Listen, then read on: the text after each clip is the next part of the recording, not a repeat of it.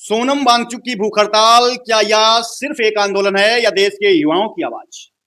नमस्कार साथियों, मैं हूं आपका मित्र सुमित तिवारी और आप देखना शुरू कर चुके हैं आपका पसंदीदा चैनल जनहुंकार न्यूज।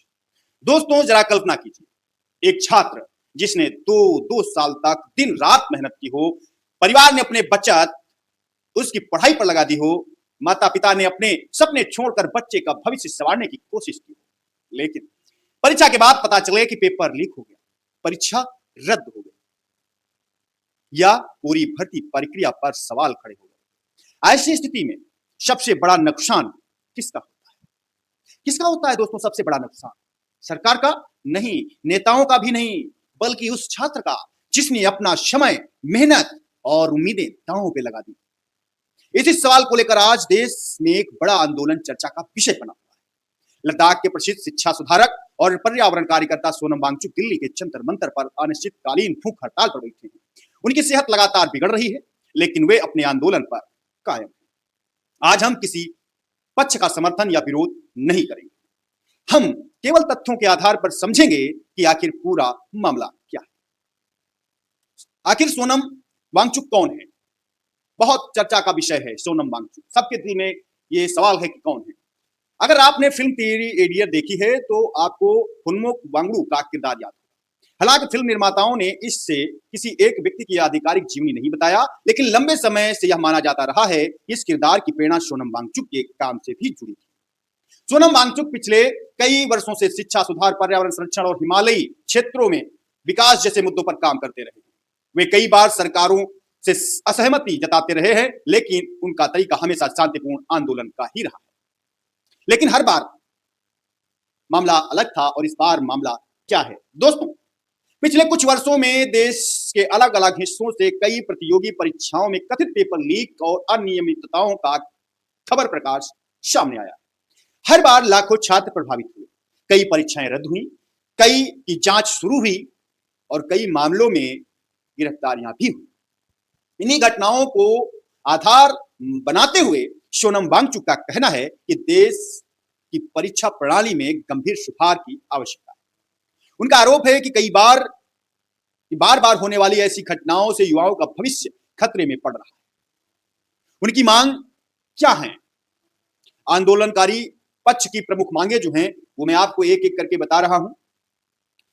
परीक्षा पत्र लीक मामले की निष्पक्ष जांच, दोषियों के खिलाफ कठोर कार्रवाई, परीक्षा प्रणाली को अधिक पारदर्शी और सुरक्षित बनाया जाए और केंद्रीय शिक्षा मंत्री की जवाबदेही तय की जाए। आंदोलन के दौरान शिक्षा मंत्री के इस्तीफे की मांग भी उठाई गई। ध्यान रहे, यह आंदोलनकारी पक्ष की मांगे। अब इसमें सरकार क्या कहती है? क्या कहती है सरकार कि अब किसी भी खबर का दूसरा पक्ष जानना भी उतना ही जरूरी है। सरकार का कहना है कि परीक्षा प्रणाली को मजबूत बनाने के लिए लगातार कदम उठाए जा रहे हैं।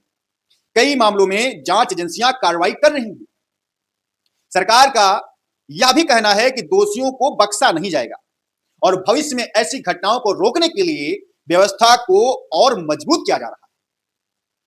यानी एक तरफ आंदोलनकारी कह रहे हैं कि कार्रवाई पर्याप्त नहीं है, दूसरी तरफ सरकार कह रही है कि सुधार और जांच जारी है। अब आखिर भूख हड़ताल ही क्यों? यह सवाल भी बहुत लोग पूछ रहे हैं। लोकतंत्र में किसी भी नागरिक को शांतिपूर्ण तरीके से विरोध दर्ज कराने का अधिकार है। भूख हड़ताल उसी शांतिपूर्ण विरोध का एक तरीका है।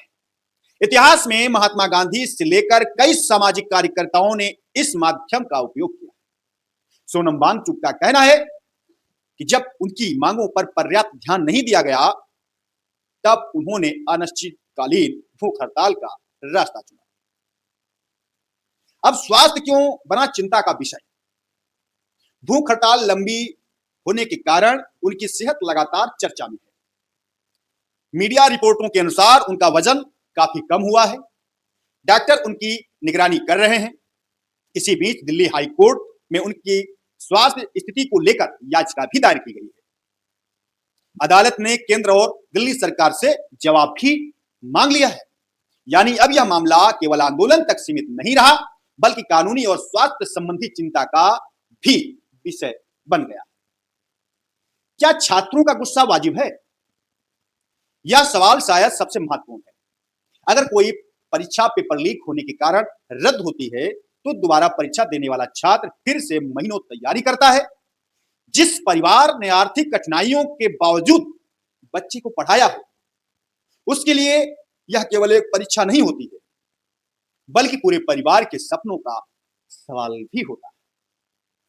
यही कारण है कि परीक्षा प्रणाली में पारदर्शिता की मांग लगातार उठती रही है और उठना भी चाहिए।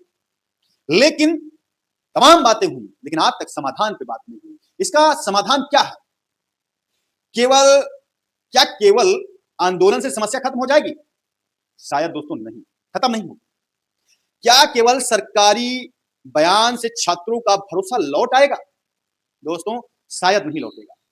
समाधान तभी निकलेगा जब परीक्षा पूरी तरह सुरक्षित हो, दोषियों को समय पर सजा मिले, भर्ती प्रक्रिया पारदर्शी हो और छात्रों का विश्वास दोबारा स्थापित किया जाए।